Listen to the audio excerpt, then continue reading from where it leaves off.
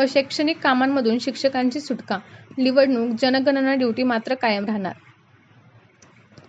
निवडणुकीचे काम, जनगणनेचे काम आणि नैसर्गिक आपत्तीदरम्यान आलेली कामे ही शिक्षकांना करावी लागतात. त्यातून शिक्षकांना सुटका नाही.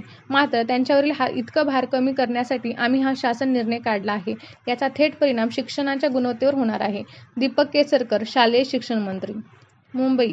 अनेक अशैक्षणिक कामांना जुंपलेल्या शिक्षकांना प्रत्यक्ष विद्यार्थ्यांना शिकवण्यासाठी वेळ मिळावा म्हणून शिक्षकांना अशैक्षणिक कामांमधून मुक्तता मिळणार आहे.